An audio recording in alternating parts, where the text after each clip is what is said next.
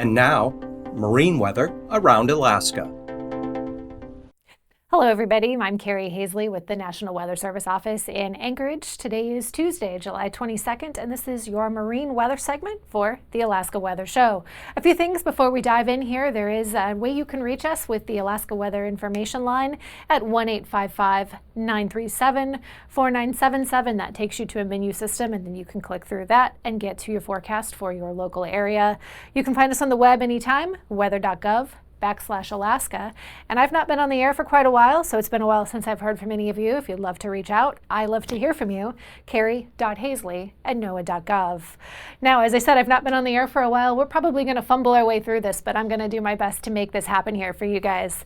So, taking a look first at the most recent sea ice analysis, this from the Alaska Sea Ice Program in our Anchorage Forecast Office. So the area in white up here is all areas where sea ice is above 80% concentration. So we do see that well offshore along the Arctic coast. The lighter blue here, less than 80% concentration, and then the darkest blues down here, no ice at all. So I did take a look at the most recent forecast, the 5-day forecast from our sea ice program.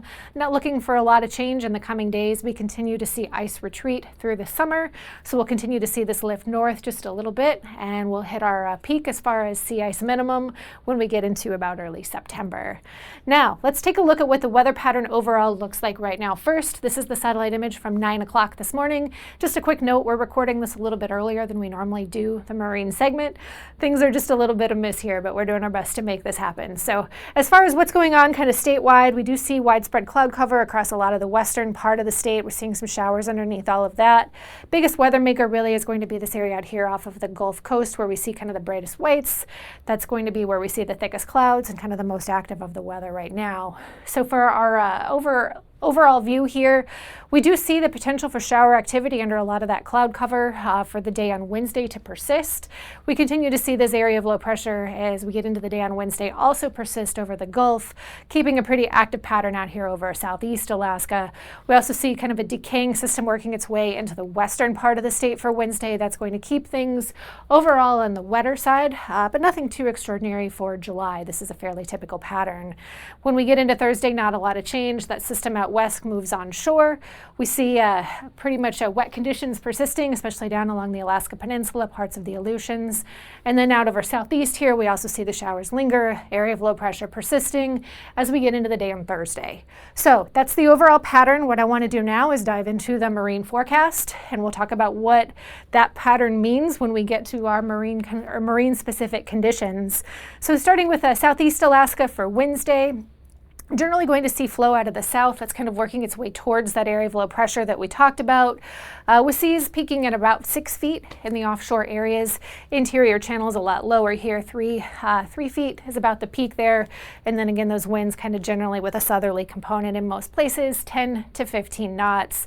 Not a lot of change for the Thursday. We continue to see with that area of low pressure up to the north, winds kind of generally out of the south as the overall pattern.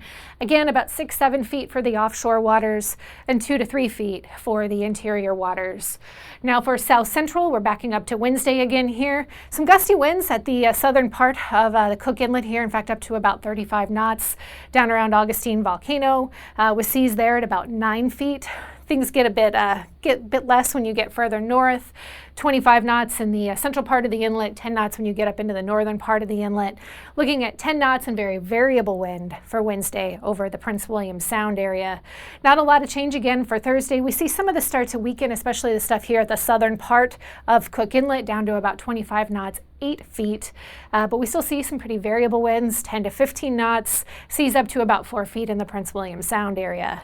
Now over the Alaska Peninsula, we have winds generally going to be out of the west as we get into Wednesday, again working its way towards that system that's in the Gulf, and then we've got that system that's kind of pushing things further out into the Bering there. So up in the Bristol Bay Area, peaking at about 20 knots for your wind, down around Kodiak Island, 20 to 25 knots with seas in most places between 3 and 5 feet. We see a lot of that lessen as we get into the day on Thursday. We don't see a lot of change in our wind direction, but some of these higher seas we're going to lessen just a bit. 25 knots is kind of the overall theme for winds in most of these places. Now further along the Aleutian chain on Wednesday, more of a southerly flow, even a bit of a southeasterly flow in parts. Not terribly extraordinary for this time of year either. 10 to 15 knots for most of our winds, and seas in the 3 to 5 foot range. Not a lot of change again for Thursday. Again, 15 to 20 knots for those winds there. Now, West Coast, this is where we saw that active weather pattern kind of starting to develop with the area of low pressure pushing on shore. So we've got winds up to about 20 knots for the day on Wednesday, seas 3 to 4 feet in most areas.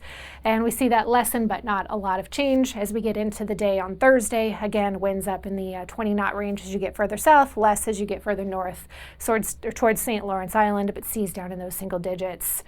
All right, so ice, we already talked about, it's just offshore, so we don't really have a lot of open water when you get up in the Prudhoe Bay area, but any place where you have open water on Wednesday, we will look for seas to be pretty low, down around 2 feet up there along the coast. Onshore winds 5 to 10 knots, and then winds are going to be a little bit gustier out along the west coast at 10 to 15 knots for the day on Wednesday. A bit more of a shift in the wind direction for Thursday, but again, we keep everything pretty light for this time of year, 10 to 15 knots again, and then 2 to 3 feet for our seas.